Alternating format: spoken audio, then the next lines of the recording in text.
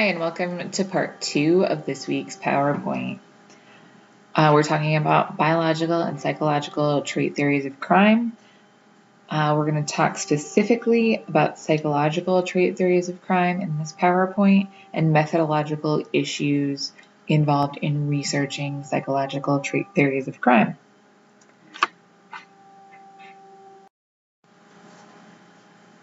Many of the psychological trait theories start with Freud. Freud, who you've probably heard of before, divides human psychology into the id, the sources of basic desires, the ego, which helps to satisfy the id in healthy ways, and the superego, a person's conscience. Freud thought that if the desires of the id were not properly balanced by the ego and the superego, people could act inappropriately to achieve their desires, which would then lead to crime. Other psychological theories focus on behaviorism, crime learned through conditioning, and cognitive perspectives, how people construct and interpret the world around them, which may mean that they are made hyper aware of the threats or are more likely to try to resolve things through aggression. Although case studies have been conducted analyzing the minds of criminals through the lens of the id, ego, and superego, a number of problems inhibit utilizing this theory routinely in research. First, how the brain subdivides into the id, superego, and ego is unclear, and Freud didn't really specify how one should go about trying to separate the physical aspects of the brain into the id, ego, and superego. Others also criticize this method for really being a psychological approach, not a personality-based approach to crime. Other studies that have tried to implement Freud's concepts have been criticized for being too subjective. Although many personality tests have moved past being subjective, this is unlikely to have a large impact on the studies that criminologists carry out, trying to separate the id, ego, and superego and utilize these concepts in research aimed at understanding and preventing crime. Longitudinal studies, which are rare in criminology, are necessary to demonstrate the effects of personality on crime. And we need to be able to determine and measure the traits that are present in criminals before they commit crimes to show that these ideas and these concepts are actually strong in explaining why people commit crime. And so far, we've been unable to do this. Finally, although studies are based on the idea that there's a linear relationship between personality and crime, this assumed linear relationship may be incorrect. Also, personalities may change over time, and how this affects models of criminality based on the id, ego, and superego is unclear.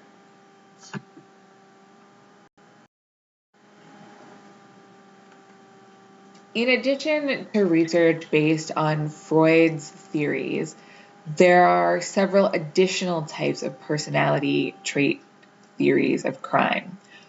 One of these discusses unresolved developmental issues and says that they are the major causal factor in criminality. Another theory discusses the differences in moral development and talks about how that is the major source of criminality. There are intelligence theories that state that intelligence is directly related to the likelihood of committing crime. And finally, there are personality theories that state that your personality is directly related as to whether or not you are likely to commit crime.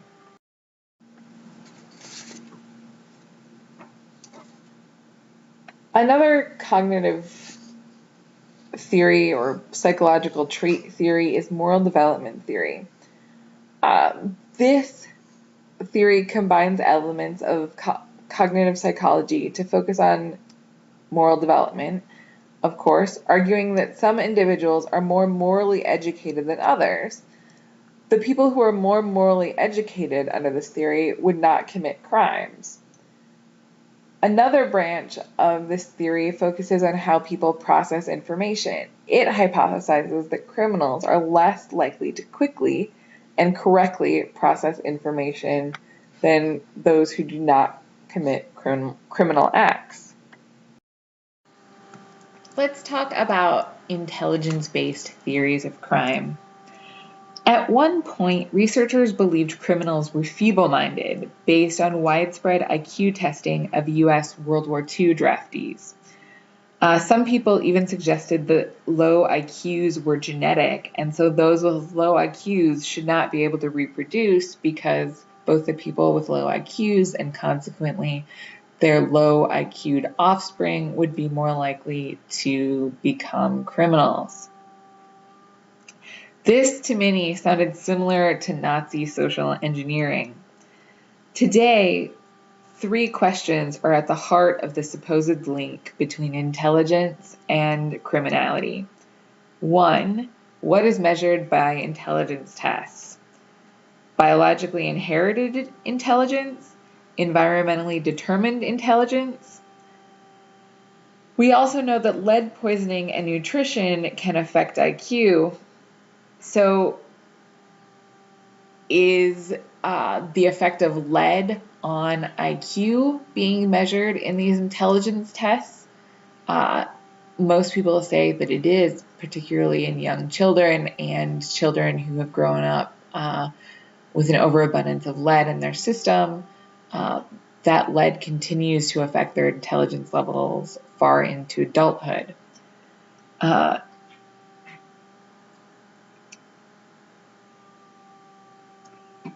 Furthermore, sometimes these supposedly quote-unquote genetic IQs are really just the result of parenting.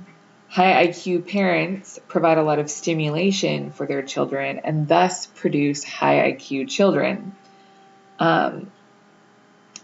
Whereas children who may be born with innate capabilities to low IQ parents are unlikely to be stimulated to the levels of high ability children who are born to high IQ parents. So the children who are born with high ability to low IQ parents are unlikely to be stimulated and essentially reach their full intelligence level.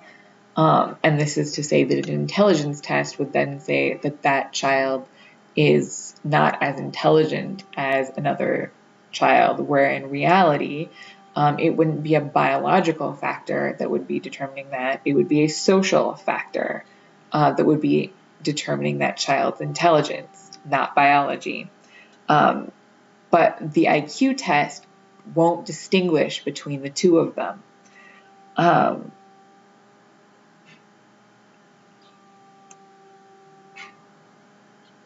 Furthermore, the IQ test can't distinguish between people with high IQs that can function in the world and people with high IQs who cannot function in the world. Let's say doing simple things like changing your light bulb or chatting at dinner parties. The intelligence test will only measure essentially what an intelligence quotient is on paper, not one's actual ability to function.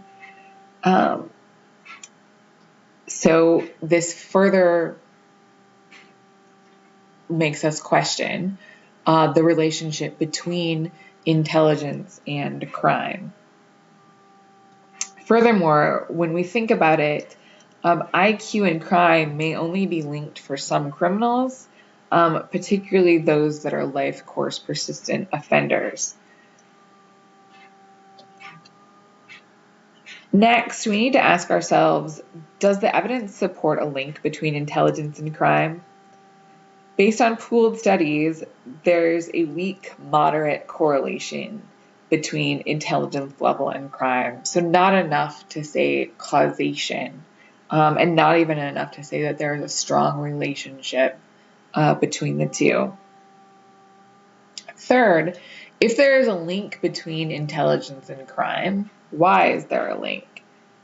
One theory about this says that it is because of differential detection. This theory states that crime and intelligence are unrelated, but those with lower IQs are less able to avoid getting caught. There's little evidence to support this thesis, though. So this thesis basically states that it's not that there's a difference in intelligence levels between people who commit crimes and people who don't commit crimes overall, but the only people that get caught committing crimes are the criminals who aren't very smart. The criminals who are smart don't get caught, according to this hypothesis. Others have argued that low IQ leads to school failure. In other words, students not doing well in school, and that then failing out of school leads to crime. Another explanation is that low IQ leads to school tracking and then delinquency as a result of low self-esteem. So you feel bad about yourself because you're not doing well in school. You're labeled a delinquent. You get put on a special track at school.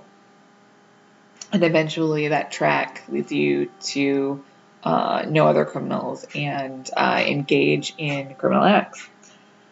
Finally, some state that those who have low IQs may mature morally at a slower pace, and that stages of moral development and crime are related, meaning that those with a slower moral maturation rate, so if you mature morally more slowly, are more interested in committing crimes for longer periods of their lifespan than those who mature morally more quickly. So to give an overcap, IQ has a moderate weak correlation with crime. We don't know why this correlation exists. Several theories are popular, but we also don't have a clear theoretical reason to state why people with low levels of intelligence would commit more crime.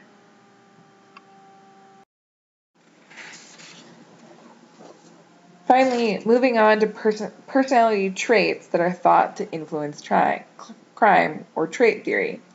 In the 1950s, researchers thought that personality traits such as hostility, defiance, resentment, suspiciousness, social assertiveness, and ambivalence towards authority were indications that certain people were more likely to commit crimes than others. However, there were many problems with how these traits were measured. It was highly subjective. Today, testing is less subjective, and there are different personality traits that are thought to influence the likelihood that someone commits crime. Today, the traits linked to criminality are impulsiveness, extroversion, and instability. Moving on to the methodological study of trait theories. How do we test trait theories? Like our testing of all theories, we look at hypotheses. Below, you'll find certain hypotheses for biological trait theories and select hypotheses for biosocial trait theories. For biological trait theories, we have the hypothesis that crime is heritable, meaning that it is genetically passed from parents to offspring.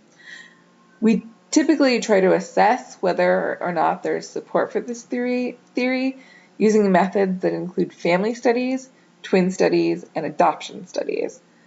We'll get into those types of studies on the next slide.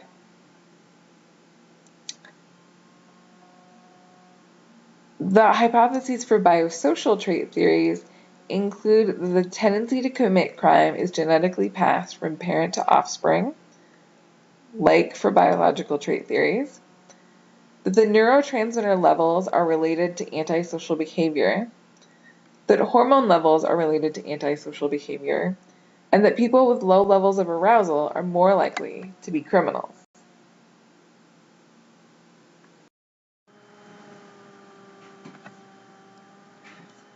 Next, we're going to talk about the methodological tools that are used to study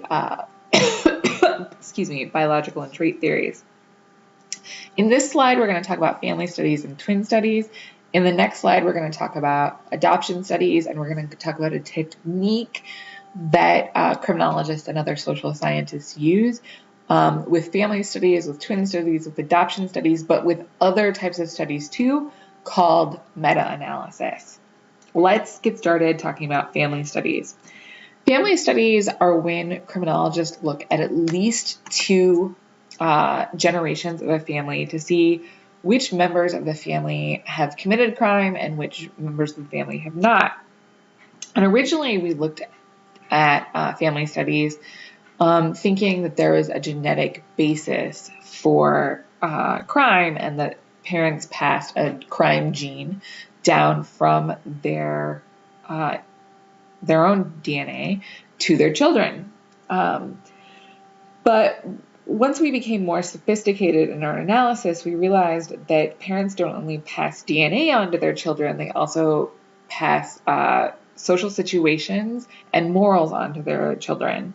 So from family studies, we can't determine whether the likelihood of a person committing crime is due to genetics or due to the environment, because parents pass both onto their children. Next, we moved on to twin studies. Twin studies are when we look at sets of twins and whether those twins are identical or whether they're fraternal. So identical twins from the same egg, fraternal twins are from two different eggs. And we thought that identical twins have identical DNA. Fraternal twins have similar but not identical DNA. And we look to see whether or not there's a relationship between similarity in DNA and likelihood to commit crime. In short, we're separating out genetic and environmental influences to a certain extent. When both twins, whether they're fraternal or identical, are either both criminal or both law-abiding, they are said to be concordant. When only one twin is a criminal, they are said to be discordant.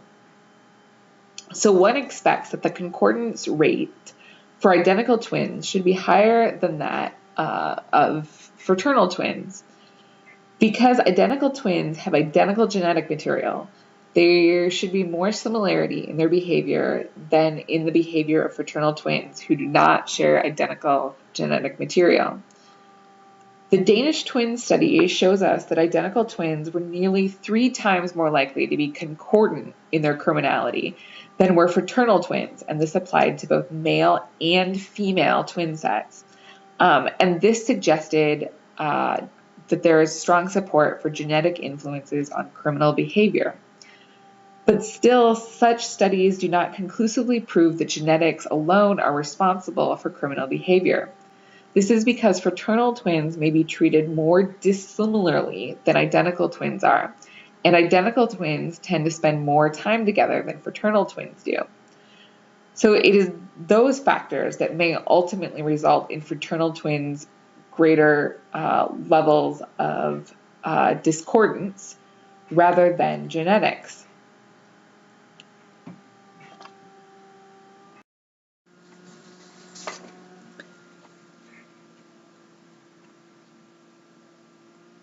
As part of this slide, I'm going to talk briefly about adoption studies as well.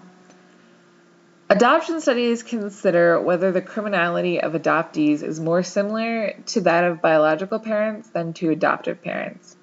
Similarly to biological parents, similarity to biological parents suggests that the importance of genetics is the primary factor, whereas similarity to adoptive parents in the likelihood of committing crime means that it is the environment that is the most important factor in determining whether or not a child commits crimes. These studies can only suggest that it is or isn't a genetic influence that leads one to commit crimes. They can't tell us what that influence is. In short, they can prove correlation, but they can't prove causation. A study by Miednick, Gabrielli, and Hutchings compared the similarity of 14,427 parents, adopted children, and their siblings from 1927 to 1947 in Denmark. It found that criminal convictions of biological parents predicted criminality of their offspring for property crime. These offspring were adopted. But convictions of adopted parents did not lead to be able to predict the likelihood that their children would be convicted of property crimes. As the number of convictions of biological parents increased, so did the likelihood of criminal convictions of their adopted offspring. Only about 13% of adoptees with biological parents with no convictions had convictions for property crimes, whereas 25% of adoptees with biological parents convicted of 3 or more offenses had criminal convictions. This relationship held even after controlling for the socioeconomic status of the adoptee and their biological parents. Because many twin and adoption studies have been performed, we can summarize them using meta-analysis.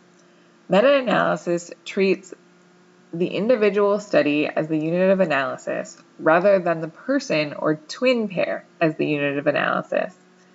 Using studies as the unit of analysis allows one to determine the average size of the genetic environmental effects on criminal behavior across a large number of studies. Meta-analysis shows evidence for genetic influence on criminality, but older, less sophisticated studies show the greatest effect of genetics. Adoption studies, which may be the strongest methodologically, show the lowest heritability effects. So the methods used to study the impact of genetics on crime mean that we need to question whether or not there is an effect. Furthermore, because genetic testing did not exist when most of the twin studies were conducted, scientists use other, less reliable means to determine if twins were identical or fraternal. So that also impacts the heritability estimates calculated by these studies.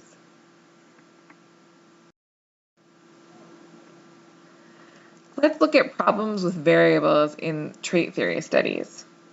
In trait theory studies, dependent variables are different from that of other criminological theories and studies because trait theories focus on explaining aggression, antisocial behavior, antisocial personalities, conduct disorders, and psychopaths, not behavior that is in and of itself illegal, although these disorders do frequently overlap with crime. Many trait studies have the dependent variable of aggression, either physical or verbal aggression. I'm sure you can think of instances where verbal aggression would be criminal, and times it would not be. Similarly, physical aggression is not always criminal, although it is more likely to be criminal than verbal aggression.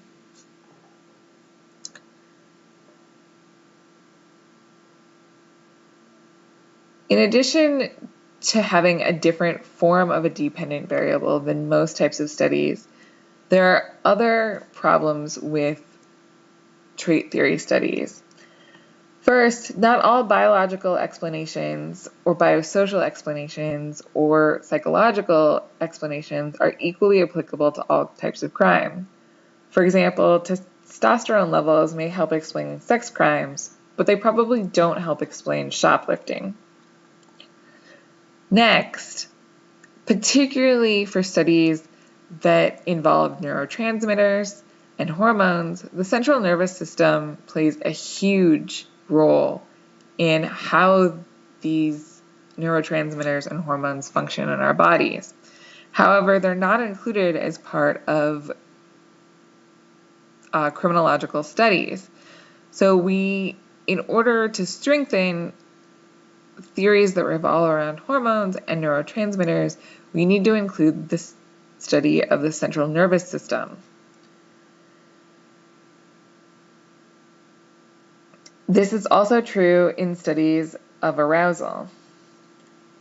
Next, we need to look at how we measure hormones.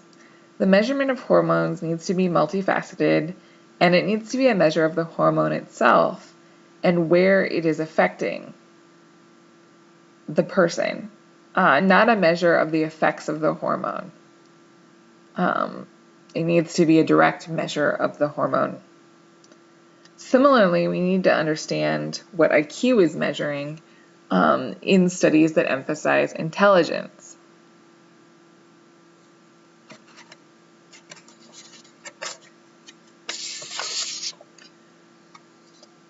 In theories that involve trait theory studies, we need sample sizes that are large enough in order to determine whether they are valid studies. Sample size in trait theory studies is usually small, 30 people or less, meaning that it's hard to get tests that have the power to reject the null hypothesis in favor of the alternative hypothesis of a demonstrated effect. These small sample sizes also mean that the samples are not representative of the entire population, and there's no way to make them representative of the entire population because the sample sizes are just too small. Finally, we need studies that use control groups, and not all studies of trait theories do. Furthermore, if the studies do use control groups, these control groups may not be well-selected control groups, meaning that participants in the control groups may vary in many ways, not just in relation to the gene or the hormones or the trait or the treatment being studied. That's problematic.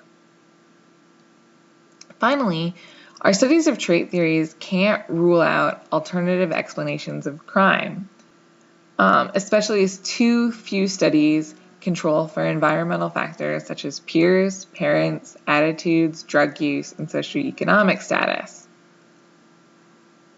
One additional concern is that we have difficulty in many of these studies identifying the order of causation.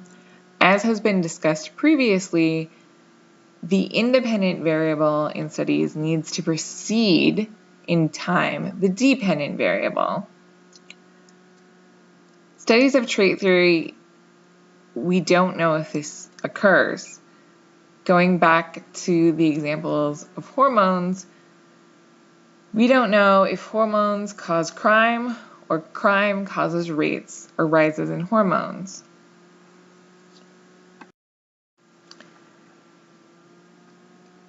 In the future, the largest issue that trait theories have is that they need to integrate biosocial or biological and psychological theories of crime. This leads us to several questions. First, you need to think, can I identify the basic assumptions of the different types of trait theories? Next, you should think, how are biological and psychological trait theories different from each other?